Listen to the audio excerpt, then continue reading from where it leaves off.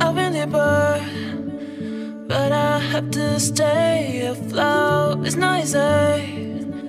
Be a person you don't want. Can somebody take me other thing? Going to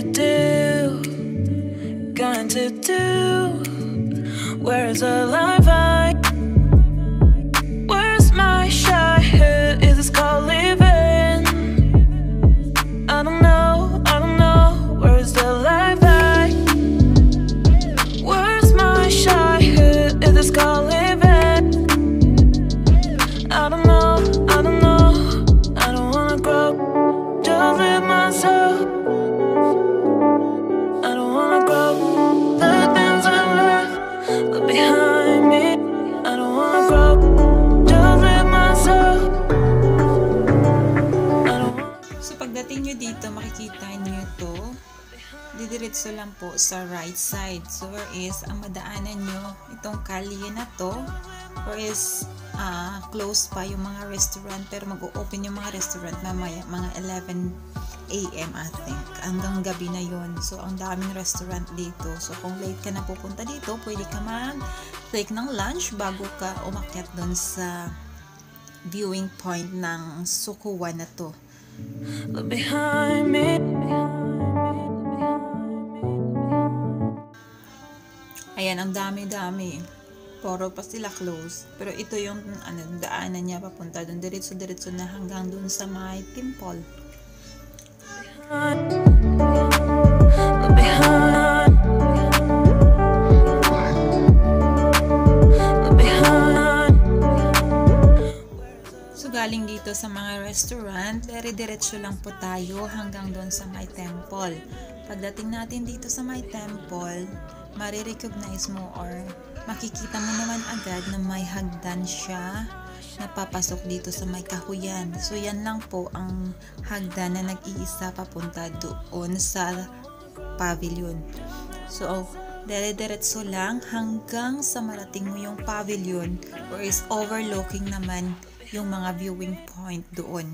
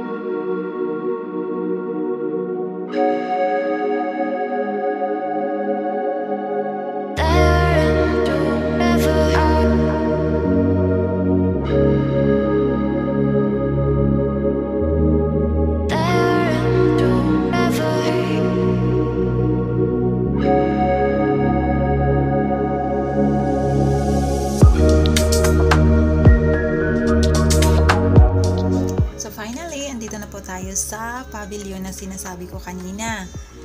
So pagdating dito, meron siyang way na pababa. So different way yun, or papunta yun doon sa may village din siya. So ito yung pangalan niya, Tong-o Village. So may parang maliit siya na beach din, pero makikita mo din naman doon sa tuktok.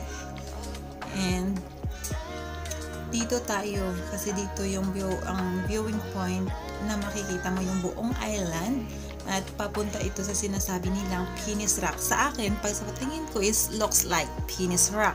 So sa iba, ang sabi is Thumb Rock daw. So sa akin, iba yung paningin ko, sa kanila iba. So tinawag ko siyang Penis Rock because it looks like a penis.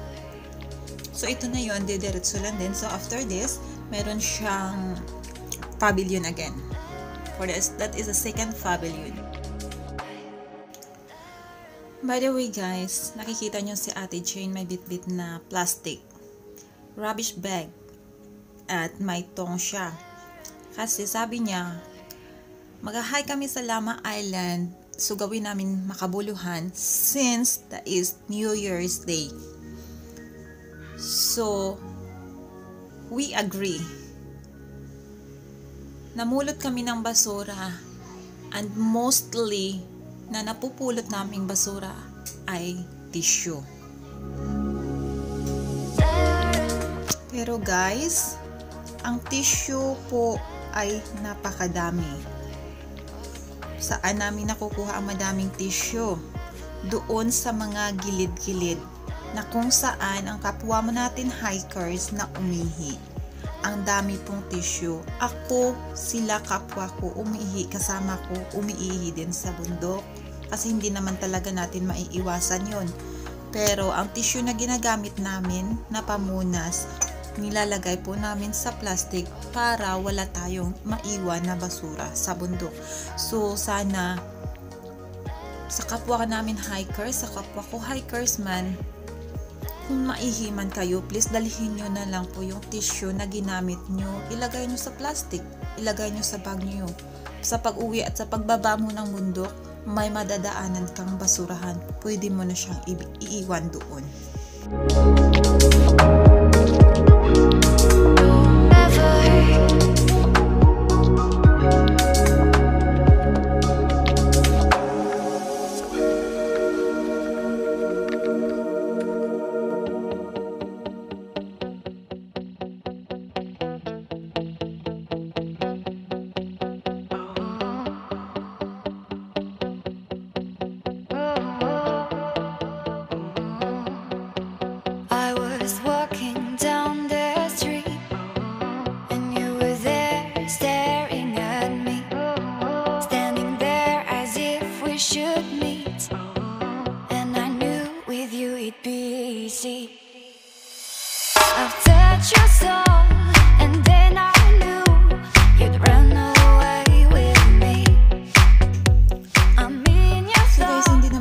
Mawawala kasi madami naman pong ribbon, and yung sinasabi kong penis rack is overlooking po.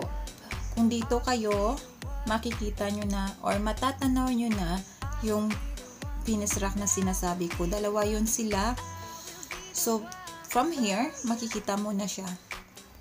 Anyway, magsuot ng sapatos na maganda yung grip niya kasi ang lupa po is madulas na siya, and dry season ngayon, so madulas talaga.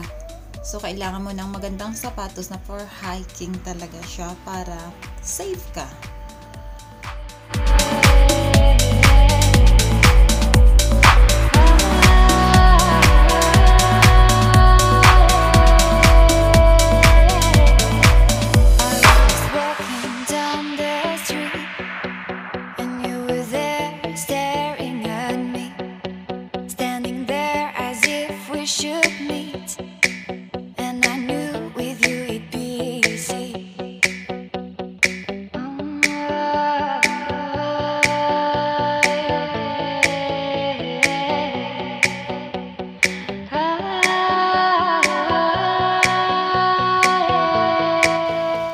So guys, hanggang dito na lang tayo kasi mula dito matatanaw nyo na po yung penis rack na sinasabi ko or hinahanap natin.